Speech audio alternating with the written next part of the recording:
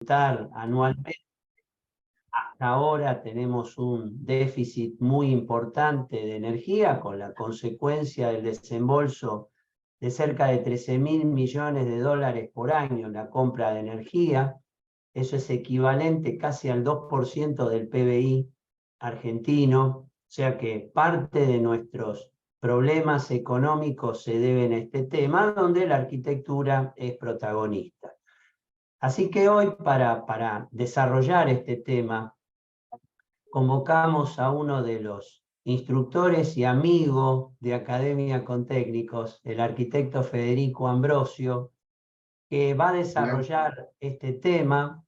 Lo que les vamos a pedir a ustedes es que vía chat nos envíen las consultas que tengan mientras Federico va desarrollando la temática, para al final responderlas, y aquellas que no lleguemos a responder por un tema de tiempo, posteriormente van a ser respondidas a cada uno de ustedes, y siempre Emi nos va a recordar después el correo de Calcillán, donde pueden, no solamente sobre esta temática, sino sobre otras consultas, hacer llegar sus dudas. Así que Exacto. Pueden escribir a va, calcillan@calcillan.com.ar y la recibimos nosotros. perfecto. Repetilo, por favor. Sí, calcillan@calcillan.com.ar. Bien, bien fácil, fabuloso. Bueno, Fede, todo tuyo el timón. Gracias Bueno, por participar. bueno, gracias a ustedes por la invitación. Vamos a ir arrancando de a poquito. Vamos a empezar a hablar de eficiencia energética y algunos de los argumentos que podemos entender a través de este concepto de la eficiencia energética en la construcción de edificios, ¿sí? Pero para arrancar, a mí me gustaría ir yendo como de lo general a lo particular, tratando de ir encontrando algunas definiciones que nos vayan marcando el camino. Obviamente cuando hablamos de eficiencia energética estamos hablando de un conjunto de acciones en diferentes niveles, que puede ser a nivel productivo, de transporte o de sector público residencial, que intenten mejorar la relación de la cantidad de energía consumida en función de lo que se obtiene. En realidad, esto tiene que ver más que nada con el concepto de eficiencia, previo al concepto de eficiencia energética. El concepto de eficiencia es tratar de obtener un resultado o realizando el menor trabajo posible sin afectar la calidad de ese elemento, ¿no? O sea, básicamente es eso. Ese mismo concepto se fue aplicando en diferentes instancias hasta que llegó a aplicarse en el tema de eficiencia energética. Eficiencia energética es un concepto muy asociado a la construcción y sobre todo últimamente que se está posicionando mucho por muchos argumentos o por muchas situaciones que iremos repasando a lo largo de esta presentación. Pero básicamente nosotros nos vamos a enfocar hoy en temas de eficiencia energética sobre el sector residencial. Es importante marcar esto porque eficiencia energética tiene diferentes aplicaciones en diferentes sectores. Nosotros nos vamos a focalizar sobre el sector residencial. Para poder empezar a abordar el tema de la eficiencia energética, lo importante es, bueno, ¿cómo vamos a hacer para incorporar conceptos de eficiencia energética en nuestro día a día de trabajo relacionado a la construcción o como nuestro día a día de usuario? Acá también viene la diferencia. Podemos estar trabajando vinculados al sector de la construcción, pero también somos usuarios, todos somos usuarios del sector de este tipo de cosas, no importa si trabajamos o no en el sector de la construcción. Entonces, como vamos a ir tratando de entenderlo desde los dos lugares. Hay 4 conceptos básicos que los quería repasar con ustedes. El primero es implementar medidas de gestión de la energía. Y acá lo que dice acá es evaluar el mejor resultado según la fuente disponible. Básicamente esto tiene que ver, nosotros en nuestras viviendas tenemos diferentes fuentes de energía. Una podríamos clasificar 2 básicas. Una es la electricidad y la otra es el gas, ¿sí? Yo puedo generar calor en mi casa a través de un elemento que consume gas, ¿sí? Que quema un hidrocarburo como el gas, o que levanta temperatura a través de una resistencia y da calor. Los 2 elementos dan calor. Son 2 fuentes distintas.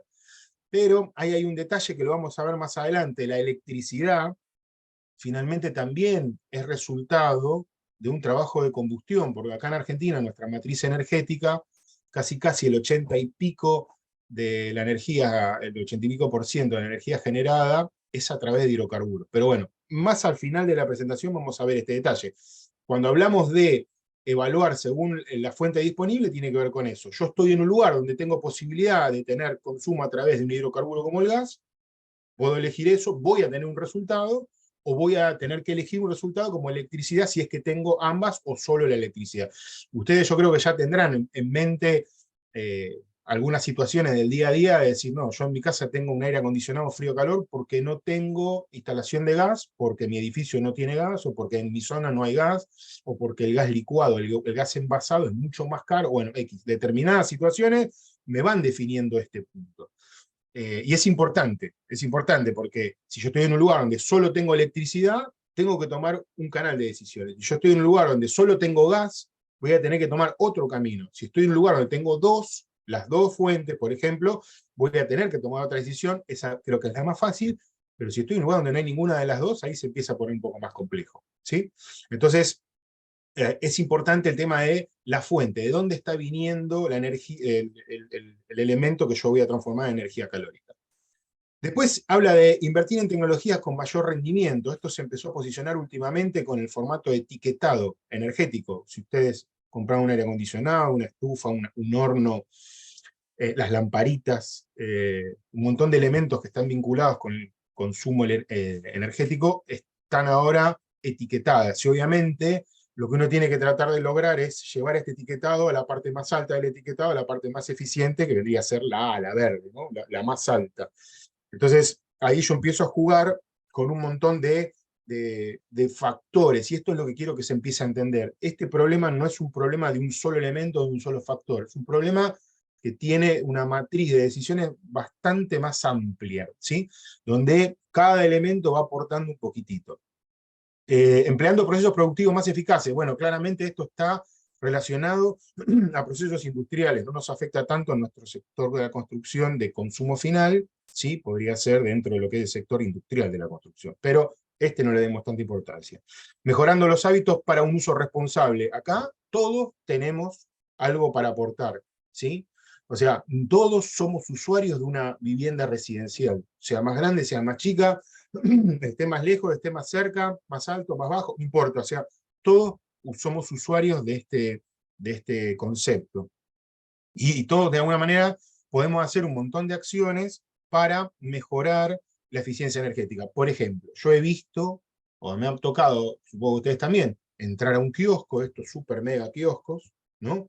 Que no tienen ventanitas, sino que están todos abiertos con su góndola ahí, y tienen el aire acondicionado, no sé, o sea, el local está abierto y el aire acondicionado está en 32 en invierno y en 18 en verano, como si ese aire acondicionado pudiera acondicionar algo.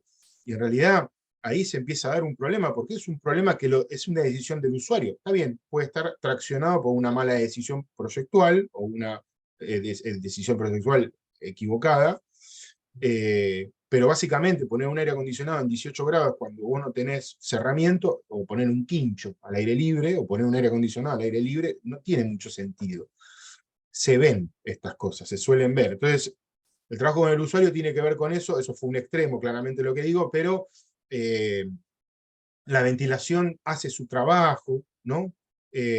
El uso de la energía, obviamente lo que van diciendo, creo que mis abuelos me lo venían diciendo, apagar la luz cuando no usan las cosas, no dejar los elementos en stand-by. Bueno, hay todo un montón de acciones que hoy están muy difundidas, que tienen que ver con el ahorro energético, que también está relacionado a la eficiencia energética. El ahorro energético y la eficiencia energética van de la mano.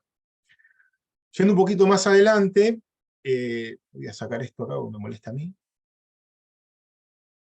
Ahí está. Yendo más adelante, y volviendo un poco al tema del etiquetado energético, este etiquetado energético de electrodomésticos es algo que nosotros seguramente estuvimos viendo hace mucho tiempo, que se viene implementando, y es básicamente una escala que se pauta como para poder entender de manera fácil y rápida el rendimiento, el comportamiento energético de ese equipo. O sea, si el equipo va a consumir mucho o va a consumir poco. Lo han visto en heladeras, en estufas, en aire acondicionado. Bueno, La idea de eso es que todos los elementos que consumen energía lo tengan, incluso en algún momento los autos, ¿sí? Pero bueno, ahora estamos en los electrodomésticos, estamos en la genérica de la etiqueta.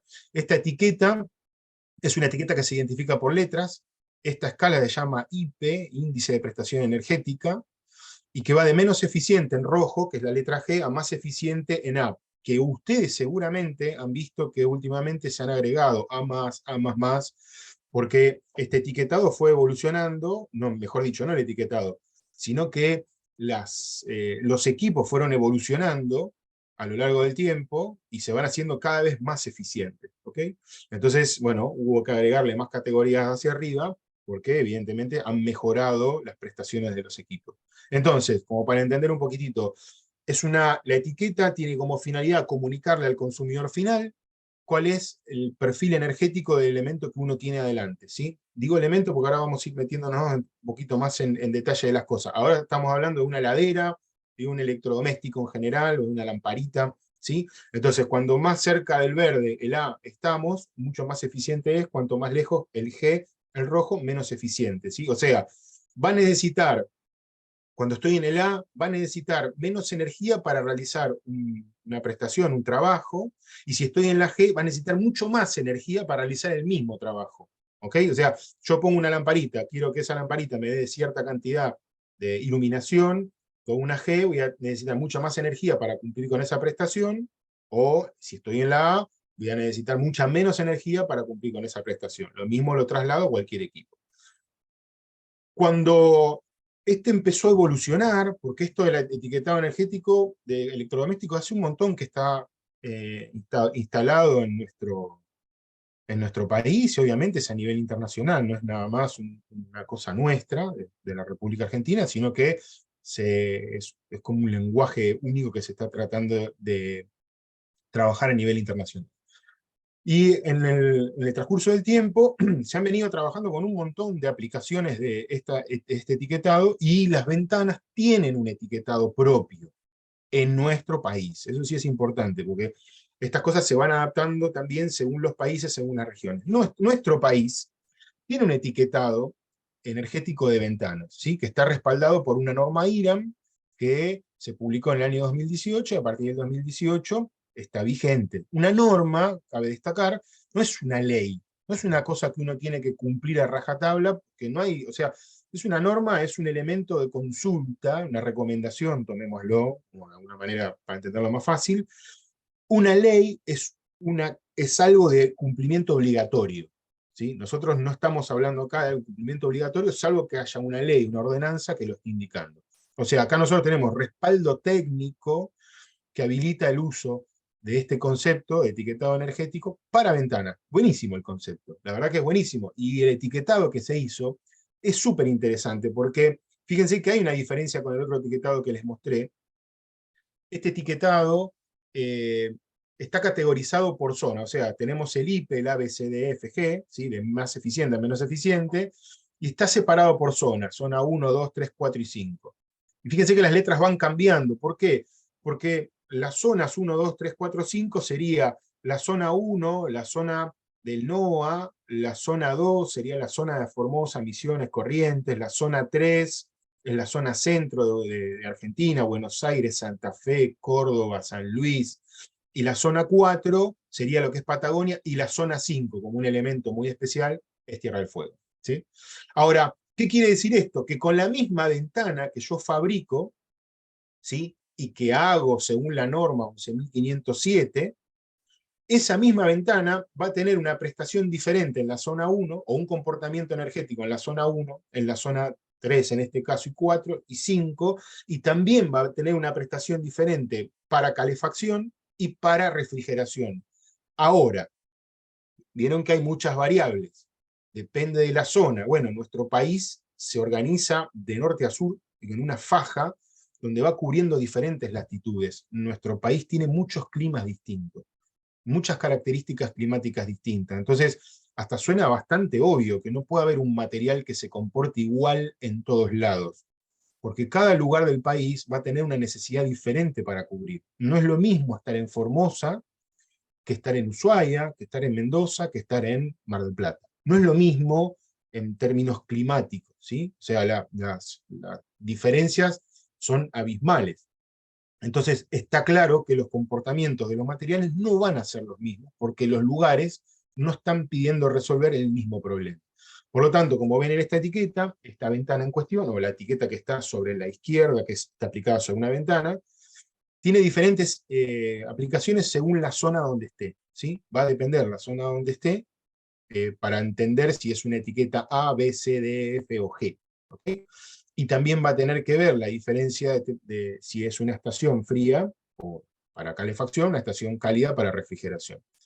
Es súper interesante entender esto, porque a nosotros, de alguna manera, ahora nos podemos empezar a decir que un elemento de construcción tiene un parámetro, porque si no, lo que esto intenta hacer es un poco eso, es bueno, a ver, tratemos de trazar cuál es la cancha donde vamos a jugar este partido, ¿sí? Si no tenemos esa cancha, es muy difícil encontrar los límites, ¿no? Podríamos empezar a corrernos muy hacia un costado sin saber que nos estamos alejando de los arcos, o podríamos alejarnos para el otro lado y sin saber que nos estamos alejando de los arcos. Entonces, de alguna manera, esta normativa o estos conceptos de etiquetado, lo que nos ayudan es empezar a marcar un poco más la cancha. La tenemos marcada precisamente, y todavía no, pero esto nos acerca muchísimo, ¿sí? A tener más o menos un parámetro de trabajo. Podemos empezar a decir que una ventana tiene un comportamiento energético determinado, cosa que antes era medio difícil decidirlo esto, o por lo menos plasmarlo. Entonces, venimos de una etiqueta un etiquetado energético de electrodomésticos, y de repente pasamos a un etiquetado energético de una ventana, ¿sí? Y ahora de repente empezamos a entender que hay un etiquetado energético de viviendas. Este concepto de etiquetado energético de viviendas se viene trabajando hace un montón de tiempo en nuestro país, y todavía, bueno, recién ahora se empezó a instalar de manera oficial, por decirlo de alguna manera, pero en otros países del mundo ya esto están dando hace muchos años, y ya está evolucionando, ¿no? O sea, no es nada más instalarlo, sino que empieza a evolucionar. Evolucionar, que empieza a aportar otros valores más allá del etiquetado. En Argentina nosotros contamos hoy por hoy con un etiquetado de eficiencia energética de edificios, o sea, yo puedo agarrar mi edificio, pasarlo por un proceso, ¿sí? Y obtener un etiquetado energético de esa vivienda. Puedo entender que mi vivienda puede ser una A, B, C, D, E, F o G. O sea, puedo estar entendiendo en qué punto del consumo energético de esa vivienda estoy. O sea, podría determinar si mi vivienda es más o menos eficiente que otra, ¿sí?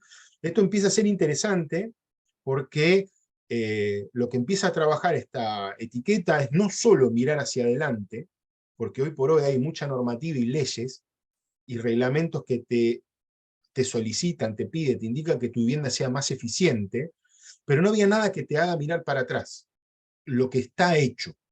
Esto de alguna manera nos permite ir atrás y mirar y poder observar y evaluar qué es lo que se hizo, que es mucho más grande, muchísimo más grande que lo que se va a hacer, ¿sí? Lo que se va a hacer todavía no se hizo, medio filosófico se pone el tema, pero esto es una herramienta que nos permite tomar una vivienda determinada ya construida y poder evaluarla, y tomar una vivienda que se va a hacer y poder evaluarla, pero a las dos las pongo en el mismo lugar. Ahora, una vivienda ya construida nos permite ver en qué lugar está, si es una vivienda más eficiente o menos eficiente, y también eso nos permitiría evaluar qué modificaciones le podemos hacer a esa vivienda para poder hacerla subir en este IPE, en este índice de prestación energética, y llevarla, por ejemplo, de un C a un B, o de un G a un D, o lo que sea, en la escala, pero siempre en pos de mejorar. En pos de mejorar, ¿cuál es el sentido? Revisando el concepto que dijimos al principio, es realizar el mismo trabajo que estamos realizando con el mismo objetivo, pero con menos energía, con menos recursos, sin sacrificar la prestación de la persona que va a estar adentro. Entonces, ¿qué quiere decir esto en un resumen más sintético? Yo voy a tener una vivienda que va a consumir mucha menos energía y no voy a perder el confort térmico, ¿ok? O sea, voy a sostener el confort térmico sin tener un equipo de aire acondicionado todo el tiempo prendido, o sin tener una estufa todo el tiempo prendido, o varias estufas todo el tiempo prendido. ¿Me va a hacer prescindir del aire acondicionado o de los equipos de calefacción? No.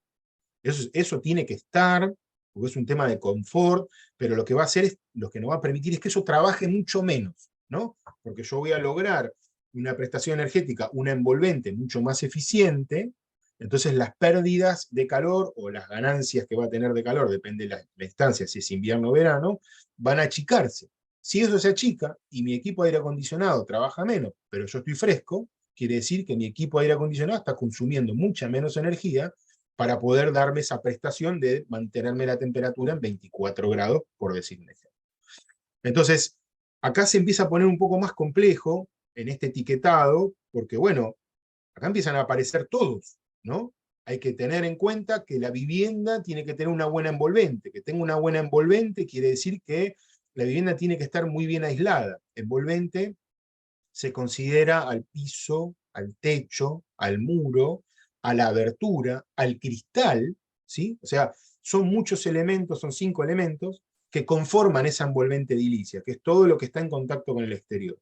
Entonces, si yo tengo un buen muro, si yo tengo un buen techo, si yo tengo mi carpintería que tiene muy baja infiltración, que también aporta, y yo tengo un cristal que también es de muy buena calidad, entonces lo que yo estoy haciendo es evitando que las pérdidas se propaguen por la envolvente y haciendo que mi vivienda sea mucho más eficiente. Entonces veníamos del detalle, del electrodoméstico a la ventana, al edificio, ¿sí? Vamos, obviamente empezamos por la ladera hace muchos años y ahora este año empieza a aparecer esto, ¿sí? Empieza a aparecer este certificado o este etiquetado de eficiencia energética para viviendas, ¿sí? Una cosita, esto se realiza a través de esto que está a la derecha, que dice ingresar al aplicativo. Es un aplicativo del Gobierno Nacional que está online, que está validado por todas las entidades que trabajan sobre el tema a nivel nacional, y que obviamente hay un equipo de certificadores nacionales que están validados por el Gobierno Nacional, que pueden hacer y que pueden certificar eso. Cualquiera de ustedes podría entrar a esta aplicación y usarla sin ningún problema. Cualquiera de nosotros, si la puede completar, con todos los datos que se necesitan, y poder tener un certificado. Ahora ese certificado lo valida un certificador habilitado, ¿sí? No un certificado o cualquier usuario, ¿sí? Pero es una muy buena herramienta que está disponible para todos si quisiéramos usarla. Para poder entender un poco el concepto de eficiencia energética, es lo que les estaba diciendo antes. Hay que entenderlo como un problema integral, por lo tanto requiere de una respuesta integral. Si yo tomo la envolvente edilicia como cosas accesorias individuales, estoy en un lugar incorrecto, porque la envolvente edilicia trabaja en conjunto. Este esquema que ustedes ven de diferentes tipos de pérdida que se dan por los diferentes elementos de la envolvente, cubiertas, muros, cristales, infiltración de ventana, piso, puede funcionar en este porcentaje, pero ¿es así siempre? No, no es así siempre. Va a depender de la calidad de la envolvente. Estos valores pueden variar considerablemente, porque yo, por ejemplo, tengo una muy buena aislante y una mala cubierta, bueno, estos no van a ser los porcentajes, claramente.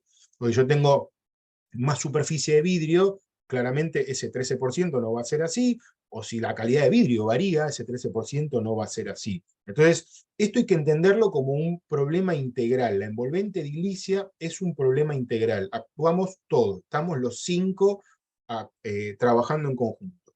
Puntualmente, las ventanas y los cristales tienen 2 roles muy particulares. Las ventanas trabajan sobre infiltración. Si yo tengo una ventana de muy mala calidad o de muy baja hermeticidad, voy a tener lo que se conoce como chiflete. Ese chiflete, que se llama infiltración, puede modificar muchísimo el comportamiento térmico de una vivienda.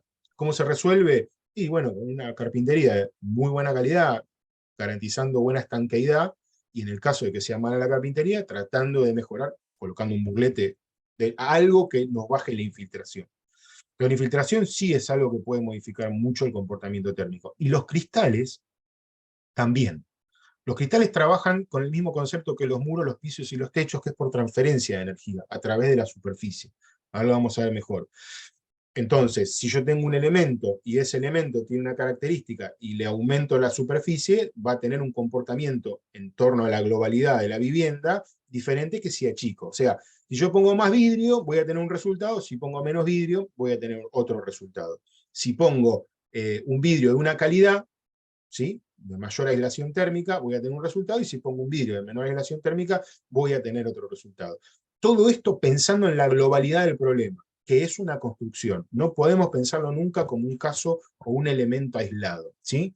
Obviamente, una casa va a tener un muy buen resultado cuando estos 5 actores se ponen de acuerdo y hacen bien su trabajo, ¿sí? Buena, baja infiltración, buen comportamiento de la transmitancia térmica para los otros elementos. Me estoy poniendo un poco más preciso con esto, pero quería chequear o validar con ustedes algunos conceptos básicos que tienen que ver con lo que es la eficiencia energética o los conceptos que usamos para hablar de eficiencia energética, muy por arriba. Cuando hablamos de eficiencia energética estamos hablando de ahorro energético. Cuando estamos hablando de ahorro energético, puntualmente lo más crítico es el calor, la calefacción y la climatización, el refrescamiento de los espacios. Cuando hablamos de calor, tenemos que entender que el calor se transfiere entre elementos de 3 formas nada más: por conducción, por convección y por radiación. Por conducción es cuando las cosas se están tocando, ¿sí? La cucharita en el café, cuando yo pongo la cucharita metálica en el café, la cucharita se calentó porque tocó el elemento que estaba caliente y transfirió. Y cuando yo lo toqué, me quemé. O no, pero bueno, sentí el calor. O sea, la conducción, los elementos tienen que estar en contacto. Por convección es el agua de los fideos, que vemos que se revuelve, ¿no? Cuando empieza a hervir, empieza a circular de abajo hacia arriba, sube, se enfría, baja, se calienta, y así va sucediendo. Sube porque el aire caliente o el agua caliente cambia un poquitito el valor de densidad y se hace más liviano, parece más liviano, sube, se enfría, cambia la densidad y baja, ¿sí? Entonces se da esa situación de circulación, desde el centro hacia afuera y baja por los costados. Y la radiación es un efecto muy particular, que es la transferencia de calor sin contacto, sin medio. Es como un calor Wi-Fi, por decirlo de alguna manera. Es el calor del sol. A nosotros el calor del sol nos llega y no estamos en contacto con el sol. Sería un gran problema estar en contacto con el sol. Y tampoco en el espacio hay algo, un fluido que nos permita transmitir ese calor. O sea, en el vacío se transfiere esa onda electromagnética que nos llega a nosotros en formato de calor, ¿sí? Entre otras cosas. Bueno, entonces, conducción, nosotros vamos a estar siempre hablando de conducción y eventualmente de radiación. Convección va a ser muy raro que hablemos, ¿sí? Pero cuando hablamos de transmitancia térmica, que es el otro elemento, que ustedes lo verán seguro como un coeficiente K, ¿no? Que también está relacionado a la resistencia térmica, sin entrar mucho en detalle, son las inversas, ¿no? O sea, la resistencia tiene que ver con la resistencia que hace un material para que el calor pase, y la transmitancia es al revés, es más o menos te dice qué tan aislante o qué poco aislante es un material, pero eso es el mismo valor a la inversa, ¿sí? ¿Por qué me fui de la conducción a la transmitancia? Porque ese es el efecto que evalúa la transmitancia. La transmitancia no va a hablar nunca de radiación solar, ¿sí? La transmitancia habla de un elemento que es energía calórica, que va de un punto al otro, ¿sí? Tiene que ver con eso. La otra vez alguien me hablaba de la conducción y la transmitancia térmica midiendo con un termómetro. No, ahí hay otro tema que se puede dar a la confusión.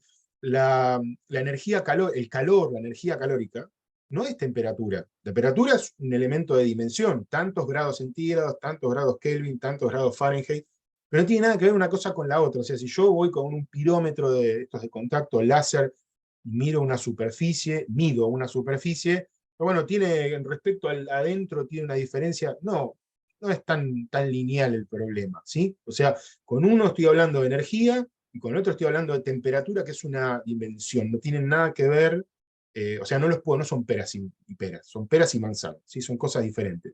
Entonces, volviendo a los conceptos de transmitancia térmica me habla de un elemento de aislación, ¿sí? Y la resistencia térmica también me está hablando de esa aislación, pero al revés, o sea, cuánta fuerza tiene, o cuánta energía necesito para poder atravesar ese elemento, ¿ok? Son opuestos, pero hablan de lo mismo. Digo, porque esto lo van a encontrar, la R para la resistencia térmica y el K, seguro en algún folleto, algún material de la construcción, si estamos hablando de elementos aislantes, va a aparecer, siempre va a aparecer. De hecho, las normas hablan de este valor K y de este valor R. Después está la reflectividad que pueden tener los elementos, ¿sí? O la selectividad también, o sea, hay un montón de conceptos que hablan de esta propiedad de absorber, dejar pasar o reflejar la energía que le llega, ¿sí? La energía, la luz, bueno, determinadas cosas, no importa. Dentro de esa onda van pasando diferentes cosas. Y hay otra cosa que yo pongo acá como factor solar, seguro lo han leído en algún folleto, seguro lo han escuchado. Es una simplificación muy grande la que hice, puede sonar medio errónea, transparencia del cristal, pero tiene que ver en algún punto con eso. O sea, el factor solar es un concepto que se aplica, y es un coeficiente que ustedes van a encontrar, que se ubica entre 0 y 1, o sea, no tiene metro, no tiene kilo, no tiene watt, no tiene ningún número, no tiene ninguna unidad, perdón, es un número, que uno básicamente lo podría asociar con un porcentaje, y que indica la cantidad de radiación que va a atravesar a través de ese elemento. Yo le digo la transparencia, después más adelante lo chequeamos un poquito más esto, está muy simplificado como concepto, pero para que se entienda. El factor solar es algo que antes no se entendía, no se hablaba mucho, pero por ejemplo, en el Código de Edificación de la Ciudad de Buenos Aires se ha incorporado el concepto de factor solar para la envolvente. ¿Ok? O sea, empieza a aparecer dentro del Código de Edificación de la Ciudad de Buenos Aires este concepto cuando habla de cristales, ¿sí? Ahí sí ya estamos hablando de si hay un código, no es una norma. Empieza el código, empieza a pedir ciertas condicionantes, como también pide ciertas condicionantes de transmitancia térmica. El Código de Edificación de la Ciudad de Buenos Aires lo ha incorporado. Antes lo tenía en ley, ahora lo derogó de la ley y lo incorporó dentro del texto del Código de Edificación. Bueno, así en diferentes provincias hay algunos que tienen ordenanza, hay algunos que tienen leyes, lo que sí se va instalando cada vez más estos conceptos.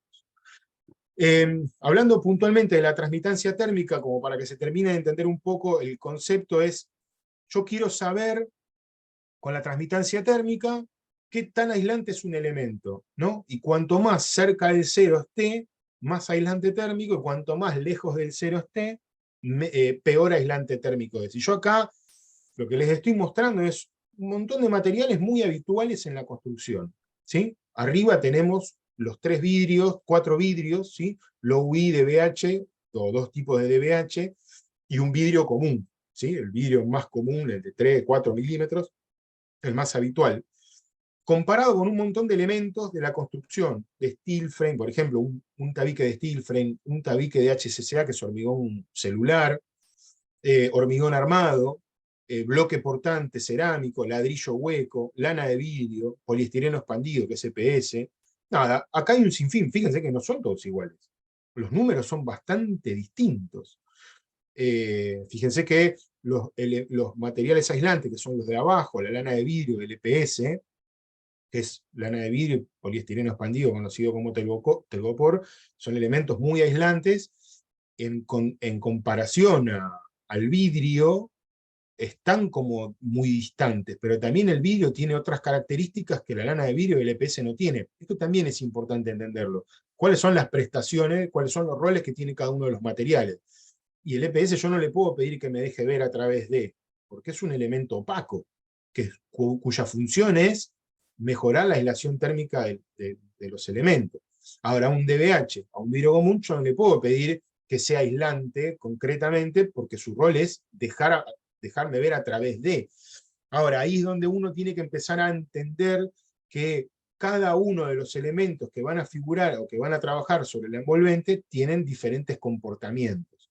Y obviamente, poner un elemento con muy baja aislación térmica en la predominancia de la envolvente edilicia me va a garantizar problemas de climatización interna del edificio. Si yo tengo esa envolvente un poco más graduada, más equilibrada, jugando con todos estos materiales, voy a tener un mejor desempeño de esta envolvente. Entonces, fíjense que un vidrio común, a comparación de un DBH, hay una diferencia muy grande. Y si yo empiezo a comparar los DBH, por ejemplo, con un ladrillo hueco, me empiezo a encontrar con una sorpresa. O sea, yo tengo algún DBH que se me acerca mucho a un ladrillo hueco, y también tengo otro vidrio, que es un low I, o bueno, estos que son de mayor prestación o de control solar, que está casi acercándose a un bloque portante. O sea, está acercándose mucho a la prestación que tiene un muro. Después podríamos discutir cuál es el límite. Eso es otra discusión, se queda lejos de esto.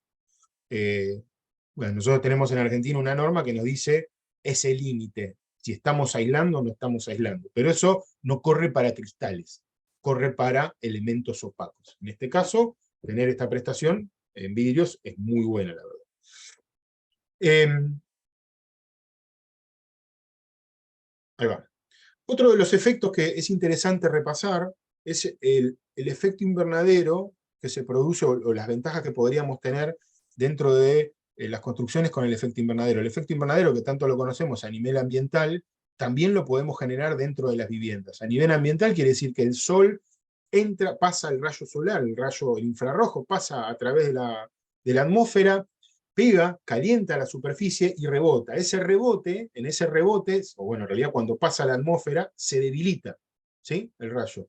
Cuando rebota y quiere volver a salir, viene debilitado y ya la misma atmósfera no lo permite, vuelve a rebotar y lo deja encerrado, ¿ok? Y lo que está pasando hoy por hoy en el tema de efecto invernadero a nivel global es eso, justamente está vinculado al calentamiento global, ¿no? Como es lo mismo, exactamente lo mismo. Ahora, este efecto que se da en el ambiente nosotros lo podemos potenciar en una vivienda, y el vidrio es el actor principal de este efecto. Si yo no tengo vidrio, esto no sucede. ¿Cuáles son las ventajas que puede llegar a tener este efecto invernadero en las viviendas? Bueno, yo puedo sobrecalentar espacios, puedo hacer que el calor pase a través del vidrio, se genera el mismo efecto, ¿no? La energía pasa a través del vidrio, el rayo pasa a través del vidrio, se debilita y cuando quiere salir no puede, y empieza a aumentar el calor de los espacios interiores, ¿sí? Esto puede ser muy, muy positivo en invierno, porque si yo puedo calentar o sobrecalentar espacios con la energía solar, sin irme a una instalación solar térmica, que no tiene nada que ver, o sea, solo con una ventana, puede ser que yo tenga que bajar el consumo energético de mis equipos de climatización, de vuelta hablando de la fuente. Estoy cambiando la fuente. En vez de gas, electricidad, bueno, ahora tengo sol. Y ese sobrecalentamiento en invierno me viene muy bien, ¿sí? Porque si yo estoy aumentando el calor interior, el termostato de los equipos va a sensar que hay mayor calor, entonces se va a apagar. No va a funcionar todo lo que tendría que funcionar. Entonces, acá hay un aspecto muy positivo, y la única forma de que esto suceda es a través del vidrio. Si no hay vidrio, este efecto no funciona, no existe. ¿Qué pasaría en verano? En verano ahí hay como una cosa que podría transformarse en negativa, pero también puede ser positiva. El sol en verano está muy alto, entonces se pone muy tangencial al vidrio y el efecto se anularía, ¿sí? Si viene el rayo de sol muy tangencial al vidrio, no habría tal problema de sobrecalentamiento. El problema es cuando el rayo solar pega sobre el vidrio. Entonces ahí sí, digamos que en el verano, el oeste, noroeste, puede ser difícil. Ese sí puede ser difícil. Todavía habría que trabajar con algún tipo de protección, ¿sí? O evaluando un poquitito, en función de la orientación, qué voy a poner en cada una de las ventanas. Claramente, poner un vidrio muy transparente en un lugar donde voy a tener ganancia en verano puede llegar a ser muy peligroso, no, pero puede llegar a sobrecalentar mucho. Entonces ahí habría que pensar en vidrios o cristales con un poco más de protección para la radiación solar. Una carpintería, por lo tanto, se puede transformar en un sistema solar pasivo. Pasivo porque no necesita ningún mecanismo, no es una cosa compleja que necesita un motor que lleve, que modifique, no. Lo que yo me tengo que garantizar es que el rayo del sol pegue sobre la superficie vidriada. Si eso sucede en épocas invernales, bienvenido sea. Si sucede en épocas estivales de verano, puede llegar a ser complejo, pero se ha desarrollado este elemento tan complejo que se llama alero, ¿sí?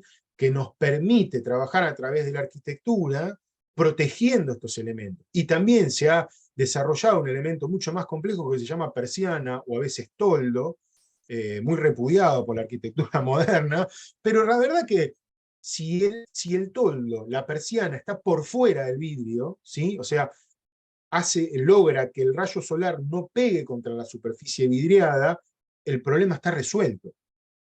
Ahí sí el problema está resuelto. Pero es importante entender que una ventana bien orientada puede llegar a generar muchos beneficios climáticos y ambientales y de confort térmico en las viviendas. Obviamente ahora empieza la pregunta, ¿y esto lo puedo vincular a un sistema que va a tener inercia térmica? Sí, bueno, perdón, ahí me fui un poco, pero inercia térmica son los materiales que retienen el calor, el hormigón, la piedra, el ladrillo, ¿no? Como materiales muy pesados. Bueno, sí, claramente, y nos viene genial, porque el sol pega en el contrapiso es pesado, bueno, me calentó el contrapiso. Listo, usé la masa interior de la vivienda para trabajar con el concepto de inercia. Me estoy yendo un poquitito, pero la inercia lo que hace es me baja las puntas. Si hace mucho frío, adentro tengo un poquito más de calor, y si hace mucho calor, adentro tengo un poquito más de fresco. ¿Sí? Es como que baja los picos de temperatura y los desfasa. No, ahí ya se pone un poco más compleja la cosa, pero ¿puedo empezar a asociar? Sí, de hecho un colector solar plano, que es un colector donde tengo un vidrio, hay otras tecnologías, pero este en particular tiene un vidrio muy transparente, con esa pintura que se ve media azulada, que es una pintura selectiva, especial, que capta y se queda con casi el 98% de la energía solar, es de cobre, está en contacto con cañitos que tienen agua. Entonces ahí el agua es mi fluido caloportador, es mi elemento de inercia. Yo caliento una pava de agua, le apago el gas, o le apago lo que sea, fuente energética, y sigue caliente. Y está un rato caliente. Y sigue caliente hasta que se va enfriando a poquito. Eso es la inercia. Le puedo entregar y empieza a bajar la temperatura muy de a poco. ¿Sí? Bien. Un edificio que ustedes podrán tener de referencia. Un segundo, ahí está. Que podrán tener de referencia. Básicamente, cuando uno empieza a trabajar con cristales y arquitectura, uno tiene que empezar a pensar en muchos elementos a la vez, ¿sí? Uno es el lenguaje, uno qué es lo que quiere comunicar con el cristal que yo voy a utilizar.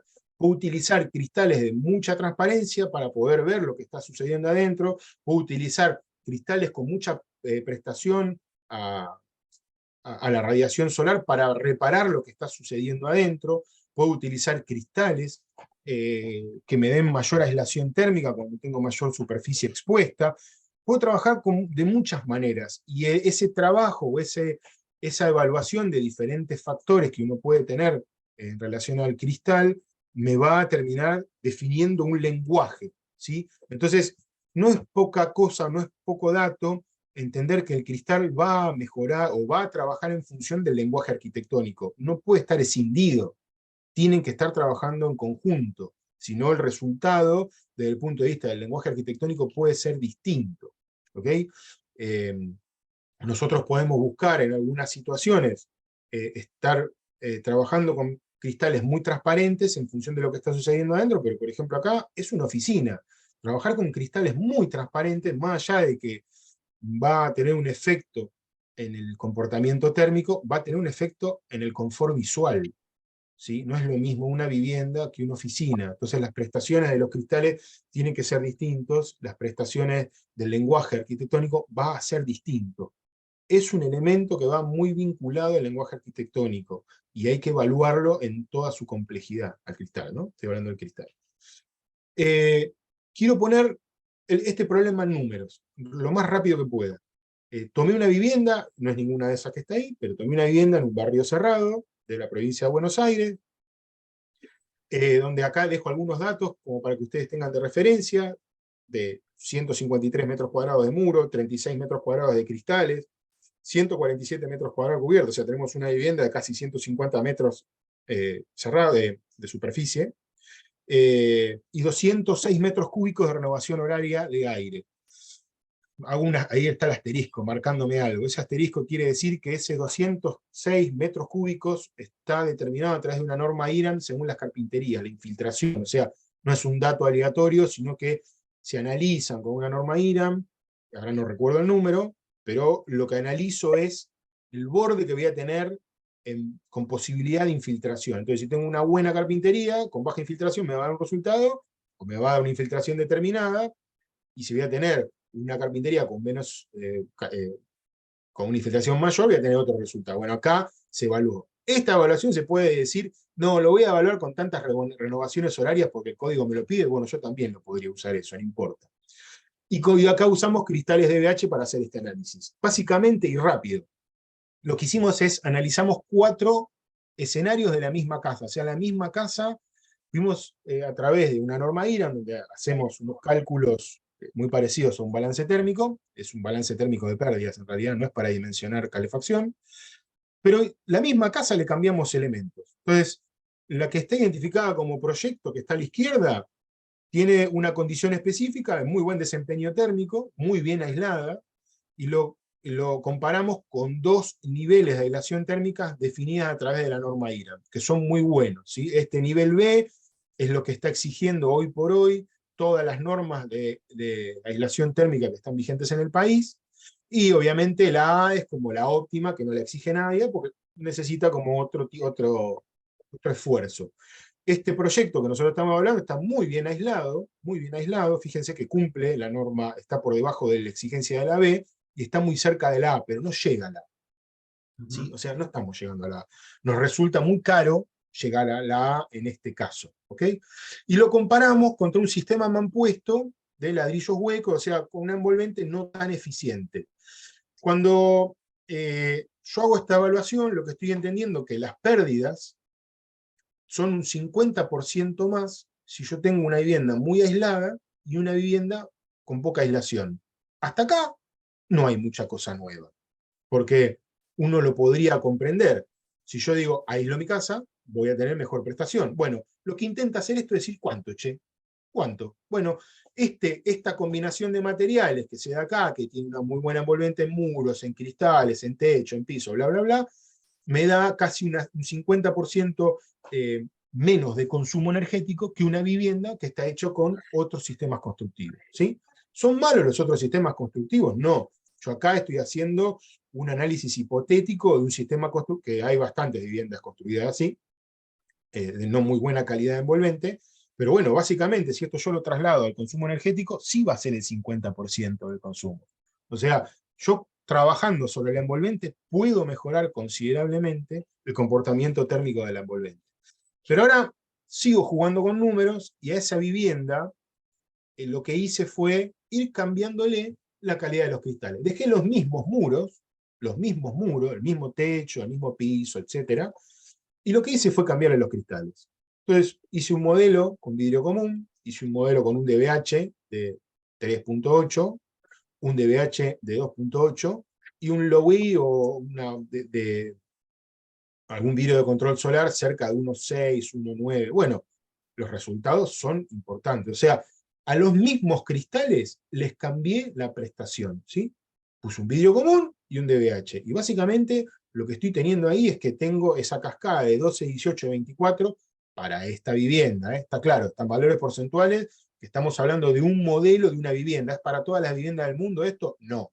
Es esta vivienda analizada. ¿Okay? Se analiza la vivienda, se estudia la vivienda y se pueden sacar estos valores, modificándolo. Y esto es un trabajo que se hace para colaborar en la etapa de proyecto y las decisiones con el cliente para definir qué tipo de elemento puedo empezar a elegir yo. Si me conviene elegir un vidrio común en algunos lugares o elegir un DBH de alguna mayor prestación para mejorar esta condición global de pérdidas en el envolvente.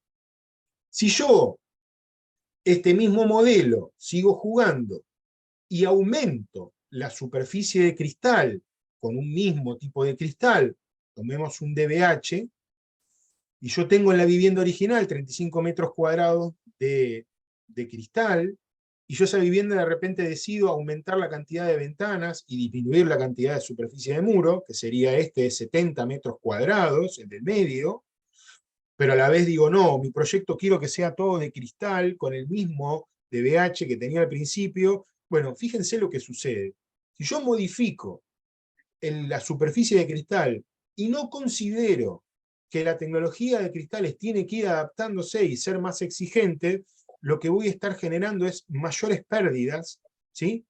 Si yo lo estuviera evaluando. Si obviamente empiezo a evaluar que necesito mayor superficie, voy a necesitar un vidrio, un cristal de mayor prestación. No me puedo ir con un flow común de 4 o 6 milímetros, o a lo mejor un DBH 3,8 me queda un poco corto, tendría que pasar a un 2, o a lo mejor ir un poquito más arriba.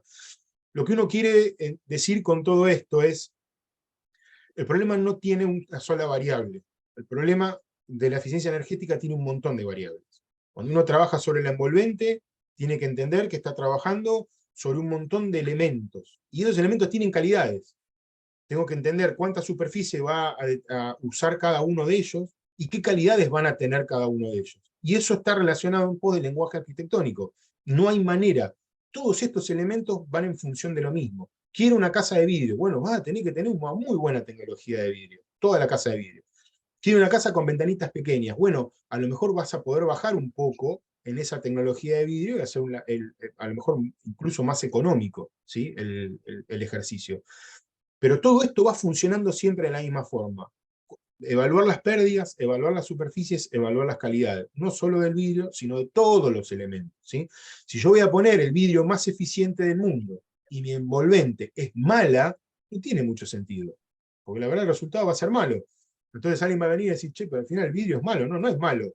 El vidrio está trabajando dentro de una matriz muy ineficiente. Por más que sea muy eficiente, va a trabajar dentro de una matriz muy ineficiente. Con esta imagen, lo que les quiero mostrar, esto es una tecnología que se llama termografía, es una fotografía que ve el calor. En esta imagen se ve claramente, sobre la izquierda, esas ventanas que se ven, lo que se ven rojos son ventanas, y sobre la derecha las ventanas se ven en verde. ¿Qué es lo que está pasando ahí? Sobre superficie tiene menos temperatura. Lo que está sucediendo es que las ventanas de la derecha son mucho más térmicamente eficientes que las ventanas de la izquierda. Las ventanas de la izquierda están teniendo mucha pérdida por envolvente, por la superficie, y la de la derecha, las verdes, están teniendo poca pérdida. Igual que los muros. Fíjense que el muro de la derecha es muy azul en relación al muro que está allá atrás. ¿Sí? Lo que está diciendo es que está tomando la temperatura exterior, no está perdiendo a través de la superficie. Entonces, podemos entender con esta tecnología, una tecnología que está al alcance de todos nosotros, ¿eh? La cámara esta, seguro ustedes la deben tener a mano en alguna de las fábricas, o en su trabajo. Lo que nos permite ver es esto, nos permite ver dónde están las pérdidas, dónde están los puentes térmicos, cuáles son los elementos que más riesgo térmicamente nos están dando. Obviamente con esto también nosotros nos podemos anticipar a las condensaciones, pero ahí empieza otro problema. Bueno, no nos metamos en eso ahora. Lo que quiero tratar de explicar es por qué tenemos que ser más eficientes, por qué hay que empezar a observar un poco más el tema de la eficiencia energética en nuestro país. Este gráfico habla de los consumos energéticos que se están registrando en las últimas décadas, y bueno, salvo por la, ¿cómo se llama? Perdón, salvo por la pandemia, fíjense que la tendencia es en alza, ¿ok? O sea, venimos en las últimas décadas cada vez consumiendo más energía, y pareciera que esta va a ser la tendencia, ¿sí? Cosa que nos está dejando en un escenario cada vez más complejo, ¿no? Mayor aumento del consumo energético, malas prestaciones de la calidad térmica de los edificios, ahí hay algo que va a empezar a dar mal en algún momento. Lo que les decía antes, y para entender un poquito más este problema, es el gráfico de la izquierda es nuestra matriz energética. Por eso quiero que se entienda esto del aumento de la energía, el consumo energético. La matriz energética es cómo hacemos la energía primaria, ¿sí? ¿Qué estamos consumiendo para generar energía? Y fíjense que casi el 80 y 90%, perdón, el 90% se lo está llevando un hidrocarburo, ¿sí? Petróleo, gas y algo de carbón por ahí. Perdón. Si nosotros observamos que para hacer electricidad tenemos que consumir hidrocarburos, ya lo que hablábamos antes, lo de la fuente, empieza a tener un poquito más de sentido. Si yo voy a estar gastando o consumiendo electricidad, también tengo que saber que estoy consumiendo hidrocarburos, que también estoy haciendo que todo eso se vaya a la atmósfera. Eso ya es otra complejidad, pero bueno, estoy aumentando la emisión de gases de efecto invernadero. Si nosotros nos concentramos en cómo estamos consumiendo la energía en Argentina, es el gráfico de la derecha. El 37% lo consumen los edificios. O sea, el consumo energético de Argentina son tercios: edificio, industria y transporte. Más o menos, fíjense que los edificios consumen más, pero los tercios se están dando iguales. Los edificios consumen un tercio de la energía producida en Argentina. Ahora, si me pongo a analizar ese 37%, la mitad de esa energía la están consumiendo viviendas residenciales, o sea, todos nosotros en nuestras casas. Y si yo me meto dentro de ese sistema, de ese 50%, observo que casi el 60% de la energía que se consume en las viviendas tiene que ver con calefacción, ¿sí? O sea, no con refrigeración, con calefacción. Entonces ahí empezamos a tener un problema, porque quiere decir que el consumo energético, el mayor consumo energético que estamos teniendo, es casi el 11% de la energía primaria del país, lo usamos para calefaccionar viviendas.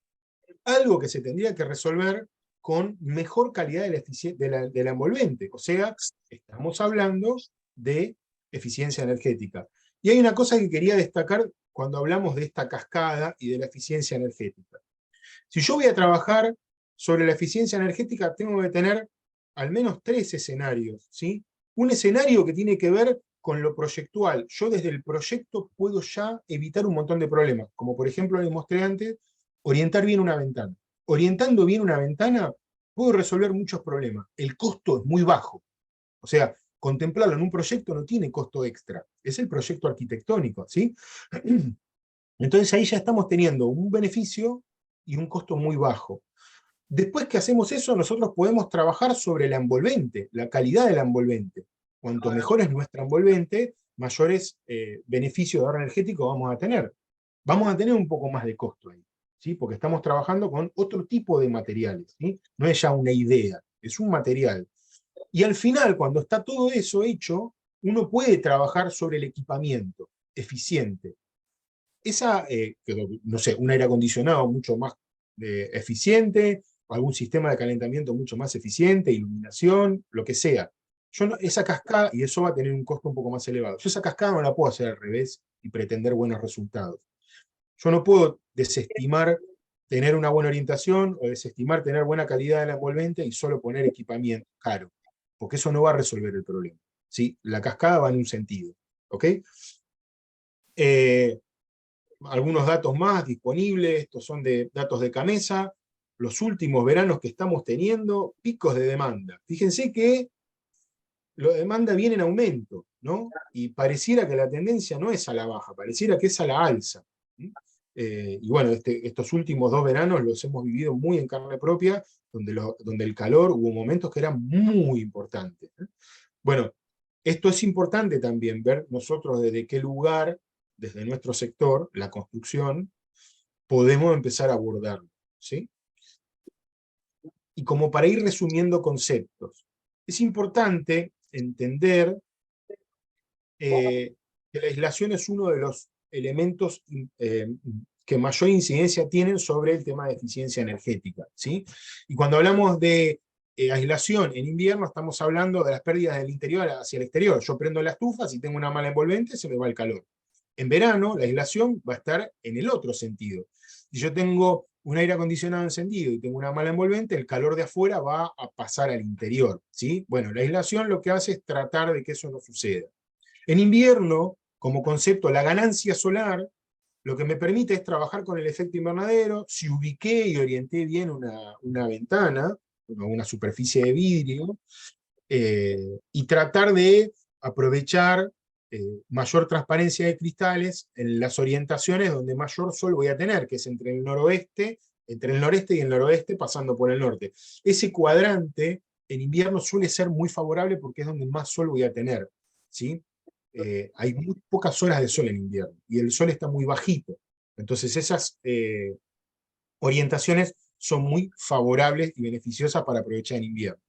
En verano, la orientación norte no tiene tanto efecto porque el sol está muy arriba, entonces pega tangencial y rebota esa radiación, ese rayo solar, pero hacia el noroeste y el oeste se pone un poco complejo. Ustedes siempre habrán escuchado, no, el oeste hace mucho calor al oeste, el oeste en el verano es un problema.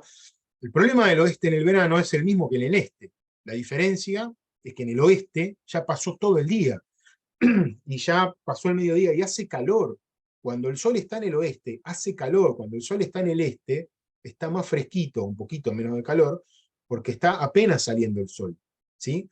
Entonces, el problema que tiene el oeste es que durante todo el día las viviendas se calentaron, se sobrecalentaron, y cuando el rayo del oeste, que viene muy horizontal porque se estaba escondiendo, pega contra el vidrio, efecto invernadero, y ahí vienen los problemas. Bueno, pongamos un toldo, resolvimos el problema, o ponemos un vidrio de control solar y empezamos a resolver el problema.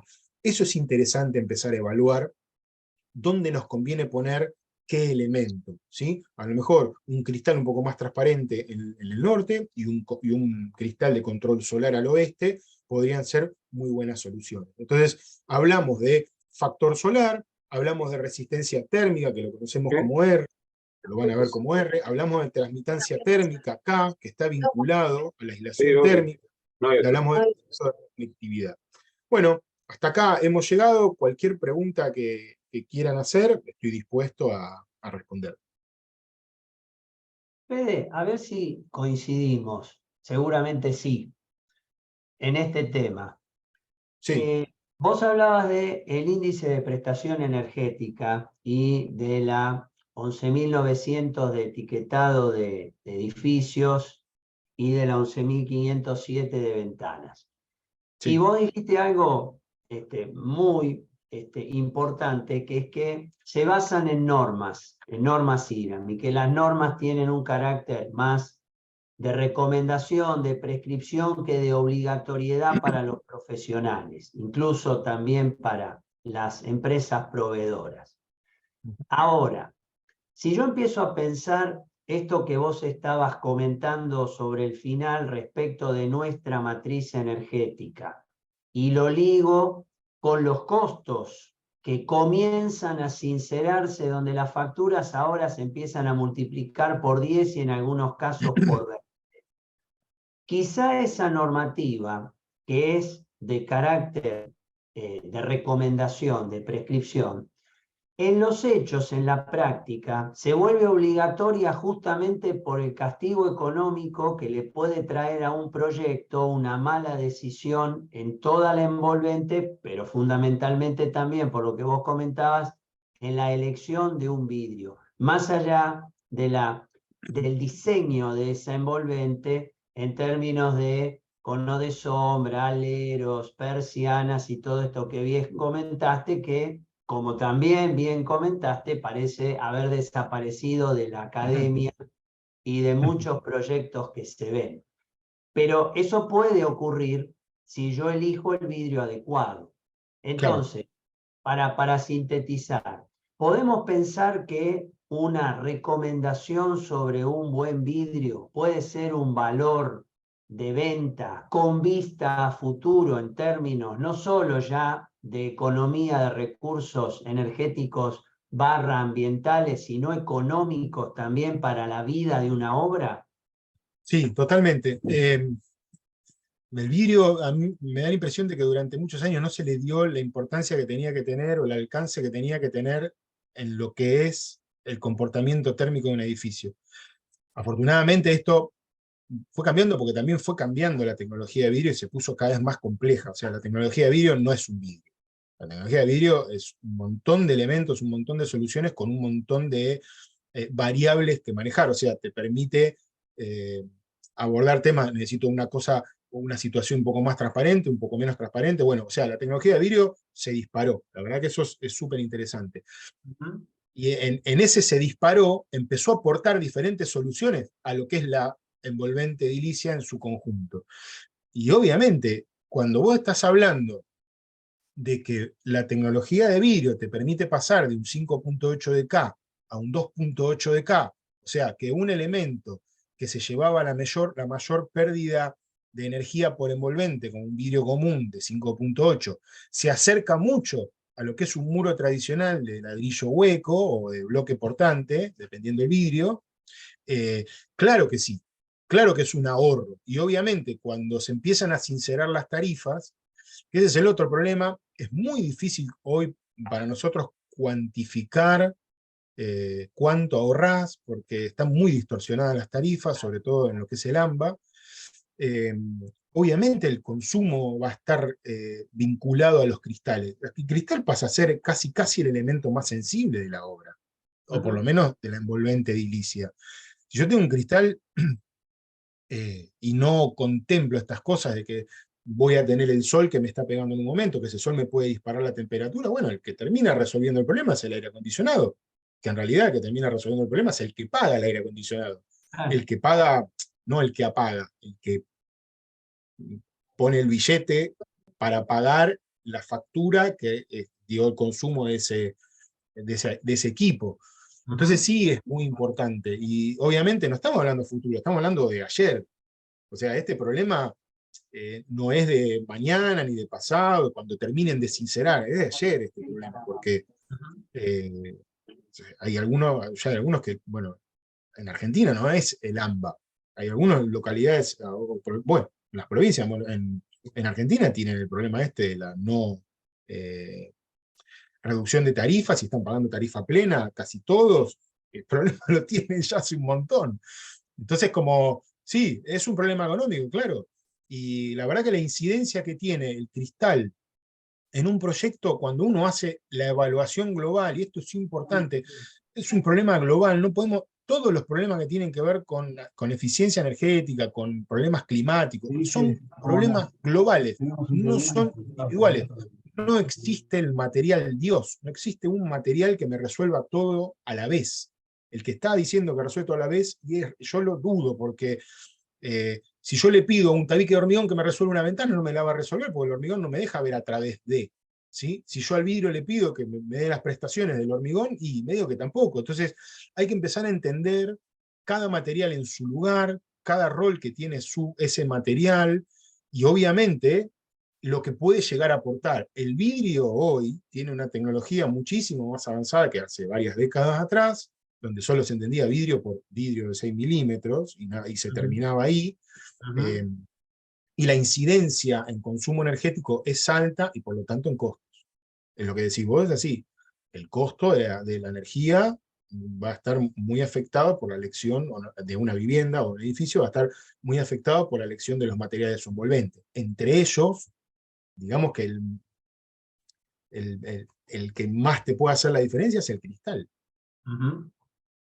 Sobre todo cuando los vidrios tomaron en la arquitectura moderna, por llamarlo de alguna manera, de los últimos años, una preponderancia tan grande en todo lo que es la arquitectura administrativa, de oficinas, Pero etcétera. también, Y el también hay un ambiente. tema, también hay un tema que tiene que ver con. Uno puede manejarse en el plano de lo ideal, ¿no? Yo dije, una ventana es un sistema solar pasivo, si está bien orientado, perfecto.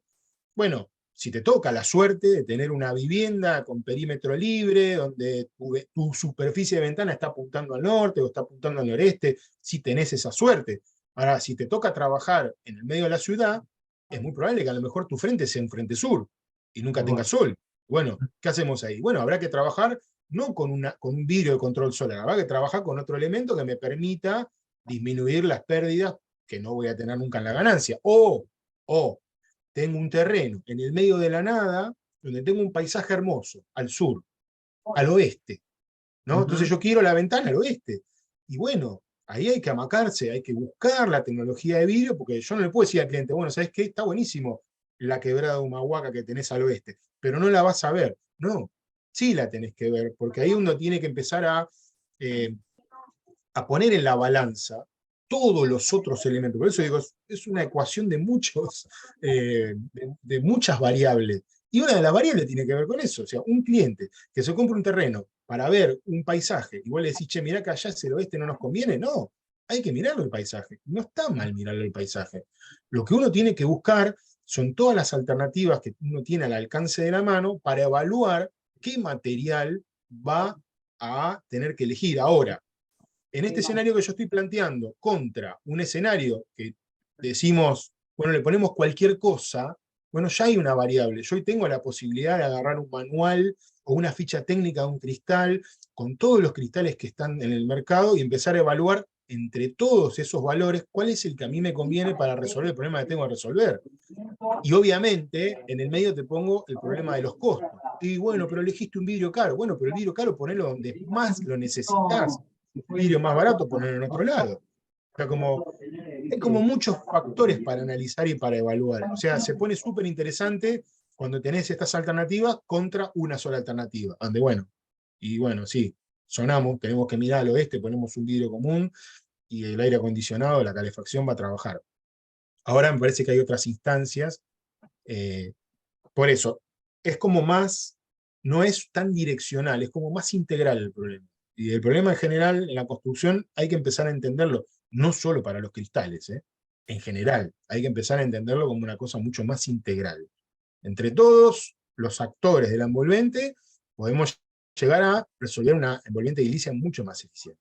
Sí, y que el vidrio caro también es muy relativo, porque puede ser un vidrio caro, pero que después te arroja los beneficios de tener que colocar elementos de calefacción y refrigeración de menor capacidad, que son más Tal cual. económicos, un cableado de menor calidad porque no requiere tanto consumo, un tablero eléctrico con Tal menor cual. caudal, menores cargas en los edificios, en las azoteas. Entonces el vidrio caro es algo relativo porque después lo terminamos tapando con parasoles, blackout, Tal cual, cortinas. y esa es la cuenta que nunca se hace. O sea, la Nunca se cuenta hace. que se hace Tal siempre cual, es material contra material. O sea, tal acá cual. y ahora, cuánto sale en el presupuesto. Pero lo que nunca se logra evaluar es acá y mañana. La obra, cualquier edificio tiene tres instancias de costo. El primer costo es el proyectual, o sea, contratar el estudio, que, bueno, eso sale un dinero. El segundo costo es construirlo, que sale bastante más que el El primero, que proyecto. es, ¿no? O sea, yo en el proyecto estoy tomando decisiones, con muy poco dinero estoy tomando algunas decisiones que pueden llegar a extenderse en la vida útil, ¿sí? Pero con muy poca incidencia de costo. En la segunda estoy hablando de la calidad de la obra, que va a ser un montón de dinero y que va a estar en función de el mantenimiento hacia adelante. Y la última parte, que es la mayor cantidad de dinero, casi el 80% de lo que sale una obra, es el mantenimiento de todo eso. O La sea, el luz. mantenimiento de la idea del arquitecto, el mantenimiento de la construcción. Entonces, esto que estás diciendo vos, Emilia, tiene que ver justamente con esto. O sea, la toma de decisión inicial es la que te va a ponderar el costo final. O sea, ese costo de mantenimiento a lo largo de la vida útil del edificio va a estar definido por la primera parte, ¿sí? Entonces, lo que sí, esta charla es a veces muy difícil que se dé, que se Sí. entienda, que el cliente entienda que no es que estás gastando plata, estás invirtiendo para mañana, o sea, estás invirtiendo. Mira, hay una cosa que yo no comenté que tiene que ver con el etiquetado, etiquetado energético de edificios. Acá en Argentina recién arrancamos porque creo que hay 3 etiquetados, o sea, recién arrancamos. Pero en Europa hace un montón de tiempo que arrancaron con esto, y puntualmente ese etiquetado energético sirve para hacer la venta de propiedades. Si vos Exacto. no tenés hecho el etiquetado, vos no podés escriturar. Eso que te está diciendo que esa vivienda que yo estoy, o sea, que le estoy vendiendo, que estoy asumiendo su ciclo de vida, estoy comprometido en el principio cuando hice la etiqueta. Che, mirá, yo te estoy vendiendo una vivienda que va a consumir mucho más, mucho menos, depende de lo que esté haciendo. Entonces ahí sí yo empiezo a contemplar en su ciclo de vida esta inversión inicial. Si yo logro que ese edificio sea una más, o por ahí, lo que le estoy diciendo al cliente es, mirá que este edificio tiene muy poco consumo o muy poco nivel de mantenimiento energético a lo largo de su vida útil. Eso todavía nosotros, yo creo que hasta que no se instale con mayor presencia algunos conceptos que tienen que ver con la eficiencia energética en nuestro mercado, va a ser mucho más difícil de visualizar. O sea, me parece que justamente lo que hacen los etiquetados es permitir visualizar de una manera muy rápida y muy fácil el problema que tenés adelante. Esto que estás marcando vos, si lo podemos trasladar con herramientas que permitan ver o visualizar mucho más fácil que no es un problema de gasto, sino es un problema de inversión, va a ser mucho más fácil la toma de decisión de eso. Fede, mil gracias Por nada. por todo, por todos estos conceptos. Acá Emi ya escribió que si ustedes nos envían el link, está disponible la charla Exacto. para refrescar algunos conceptos de los muchos muy actuales y muy interesantes. Decimos que Europa nos da como el diario de mañana de todo lo que va a ocurrir aquí. Ellos ya están con etiquetados de hace rato, con envolventes eficientes desde hace rato, y las han profundizado a raíz del conflicto de Rusia y Ucrania, donde el gas ruso empezó a mermar en los países de la OTAN por temas de geopolítica, pero justamente eso es lo que obliga, como antes decía Fede, a que Francia no permita el alquiler de unidades que no estén etiquetadas. O sea, el tema se está volviendo allá muy extremo, aquí va a llegar, Y justamente lo interesante es empezar a pensar estos temas, ver los aliados que tenemos en este caso en los cristales, justamente para que cuando esas cuestiones nos alcancen estemos más preparados técnicamente como para poder responderlo. Los problemas son multicausales, pero también es cierto que los productos están a disposición para que, acompañados con esto que decía Fede, el costo mínimo, entre comillas, de un proyecto garantice una buena construcción y una buena vida útil. Así que bueno, agradecerles a todos por la presencia, agradecerle como siempre a Yamil, a Emilia de Calcillán por permitirnos este espacio con todos ustedes y bueno, como siempre quedamos desde Contécnicos a disposición junto con Calcillán para hacer las devoluciones necesarias sobre este tema. Bueno, gracias Gustavo, Federico y Julieta por participar también con nosotros y esperamos verlos pronto. Nos vemos en el próximo encuentro. Por supuesto. Chao. Muchas gracias por la invitación. Buenos días, gracias, chao. Hasta luego.